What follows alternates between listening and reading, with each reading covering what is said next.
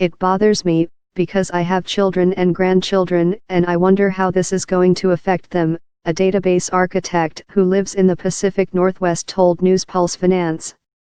His income is in the top 3%, he says, and his after-tax pay rose by about 5% this year due to the tax cuts.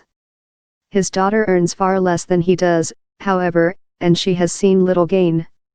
I got a huge benefit, he says, but my daughter, who makes about 1/8 what I make, saw a negligible increase in pay. We should have had a tax cut targeted at the class that's really hurting.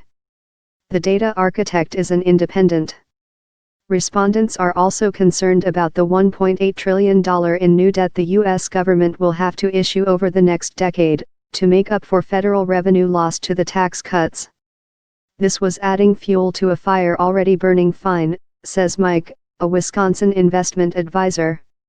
We should be running, at worst, a break-even budget right now and stacking some dry powder. It was just a classic case of borrowing from the future at the stupidest possible time. Mike is a Republican. In our survey, 44.5% of respondents said short-term benefits from the tax cuts is not worth the additional debt. Only 39.4% feel the benefits are worth the additional debt. There's some good news in our survey for supporters of the tax cuts. 69% of respondents think they'll help the economy, on net, while only 29.9% think they'll hurt the economy. But some people need to be convinced. Carl Hensley, who runs a small trading firm in Northwest Indiana, thinks the tax cuts are a gift for wealthy people while the middle class is getting very short-term benefits. But he concedes that businesses might use some of the windfall to produce more in the United States and create more jobs.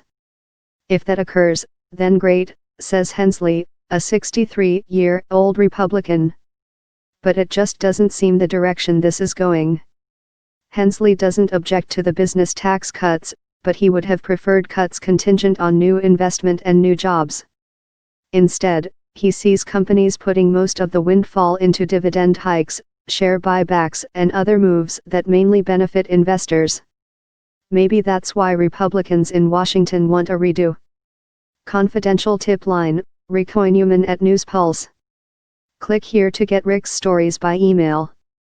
Rick Newman is the author of 4 books, including Rebounders, How Winners Pivot from Setback to Success. Follow him on Twitter, at Rick Newman. Follow NewsPulse Finance on Facebook, Twitter, Instagram, and LinkedIn.